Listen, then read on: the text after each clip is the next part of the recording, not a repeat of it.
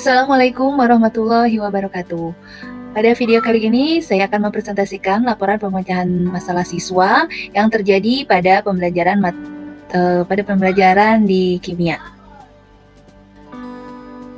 Nah, adapun judul dari laporan ini adalah peningkatan aktivitas belajar peserta didik pada materi reaksi, reduksi, dan oksidasi dan bilangan oksidasi pada mata pelajaran kimia di kelas 12 MIPA. Adapun deskripsi permasalahan yang terjadi adalah berdasarkan hasil asesmen diagnostik awal pembelajaran, diketahui bahwa hampir 90% peserta didik belum memahami mengenai cara penentuan bilangan oksidasi dan penentuan reaksi reduksi oksidasi. Hal tersebut dikarenakan pada saat kelas 10, pembelajaran yang dilakukan oleh peserta didik sudah dilakukan secara daring dari rumah disebabkan oleh wabah COVID-19, sehingga hal ini menyebabkan peserta didik tidak maksimal dalam menyerap materi tersebut. Nah, tentunya hal ini menjadi suatu permasalahan bagi pembelajaran kimia di kelas 12 karena materi bilangan oksidasi dan reaksi redoks merupakan materi prasyarat untuk masuk ke materi bab 2, yaitu di bab 2 adalah terdapat materi penyetaraan reaksi redoks dan sel elektrokimia. Kondisi tersebut menyebabkan peserta didik menjadi kurang aktif dalam mengikuti pembelajaran di kelas pada materi tersebut. Nah, dari hal itu dapat disimpulkan akar permasalahan yang terjadi pada pembelajaran kimia di bab 2, yaitu kurang aktifnya peserta didik dalam kegiatan pembelajaran dan ketidakpahaman peserta didik pada materi prasyarat penentuan bilangan oksidasi dan reaksi redoks.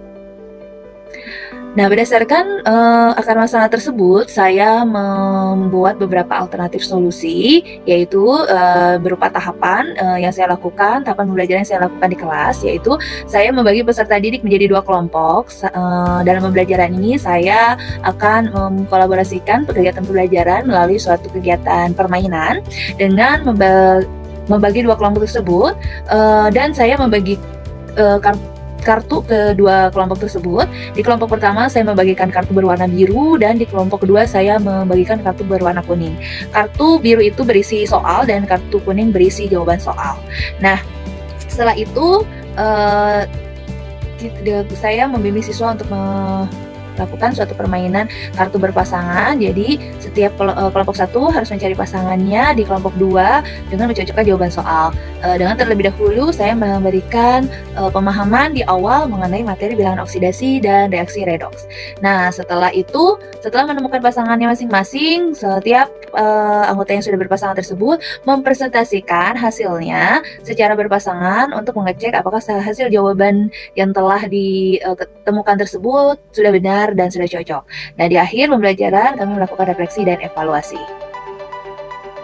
Hasil pemecahan masalah tersebut, pembelajaran yang telah dilakukan menggunakan permainan menggunakan kartu berpasangan dengan mengajak peserta didik belajar sekaligus bermain. Aktivitas peserta didik menjadi lebih meningkat dan berdasarkan hasil refleksi peserta didik di akhir pembelajaran, peserta didik menjadi lebih memahami materi penentuan bilangan oksidasi dan menentukan reaksi reduksi oksidasi dibandingkan dengan sebelumnya. Nah, adapun sumber rujukan dan solusi atau pemecahan masalah diambil dari beberapa artikel mengenai berbagai macam metode pembelajaran yang inovatif dan menyenangkan. Kemudian berdasarkan hasil diskusi juga dengan sesama guru kimia dalam satu MGMP sekolah, kemudian berdasarkan refleksi dari peserta didik juga. Demikianlah pemaparan dari laporan pemecahan masalah siswa dalam pembelajaran kimia di bab 2, yaitu materi reaksi reduksi oksidasi dan sel elektrokimia. Terima kasih. Wassalamualaikum warahmatullahi wabarakatuh.